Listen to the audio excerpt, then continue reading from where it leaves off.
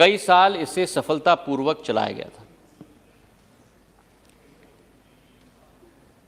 जो आज air India की स्थिति हुई है, जो सुदीप दा ने वर्णन किया और प्रेमचंद जी ने बड़े विस्तृत तरीके से अपने चर्चा में और कट मोशंस में चिंता भी जताई है। ये स्थिति उत्पन्न क्यों हुई है, ये हमें समझने की जरूरत है अध्यक्ष महोदय। अब मैं थोड़ा समय लूंगा अध्यक्ष महोदय। 2005-06 में जिस एयर इंडिया की कैपेबिलिटी केवल 14 करोड़ की मुनाफे की थी, उस एयर इंडिया के द्वारा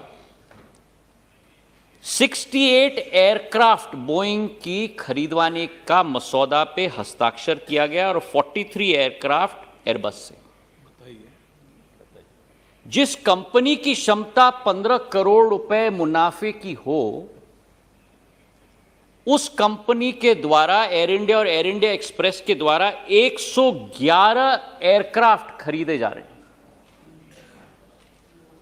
क्या कारण हो सकता है, इस पर मैं विश्लेषण नहीं करना चाहता। कारण ध्यान है लोगों को, लेकिन ये आप समझिए कि 2005 के पहले 2005 के पहले अब सुनने की क्षमता रखिए गौरव जी। मैं 8 घंटे कल सुन रहा था, कृपा करके सुनने की क्षमता रखिए। 2005 के पहले जो देखिए अध्यक्ष महोदय, जो एयर इंडिया 15 करोड़ की प्रॉफिट बनाती है और जो इंडियन एयरलाइंस 50 करोड़ की प्रॉफिट बनाती है, 55,000 करोड़ का डेट बर्डन लिया जाता है, 111 एयरक्राफ्ट खरीदी जाती हैं और भाग क कि उस 111 एयरक्राफ्ट में से 15-20 777-300ER जो जरूरत है उससे ज्यादा खरीदी जाती है और 5 एयरक्राफ्ट B300-200EK ये 13-14 में बेची जाती है। ये और कर दिया।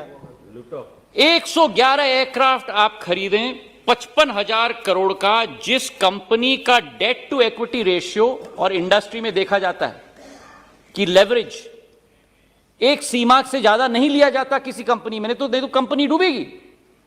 जिस कंपनी का लेवरेज ऑलरेडी 5:1 है, मतलब डेट 5 और इक्विटी 1, उसमें आप 55,000 करोड़ का आप ऋण लेते हो और उसके बाद केवल ये नहीं, लेकिन दोनों कंपनीज का मर्जर करते हो।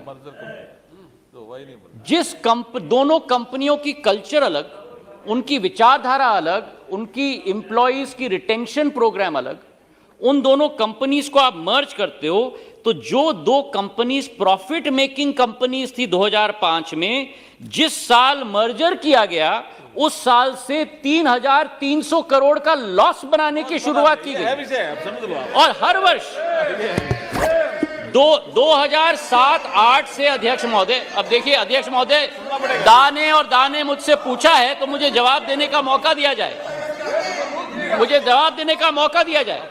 2007-08 से 2020-21 तक हर साल 3,000 से 7,500 करोड़ का लॉस, 85,000 करोड़ रुपए का loss combined merger Air India का, acquisition of 111 aircraft, return sale of 5 B300 aircraft, 777 B300 15 in excess, merger of two companies with totally two different cultures, two different visions, two different employment retention programs, and you result in 20 crore का loss प्रतिदिन, 7,500 का loss.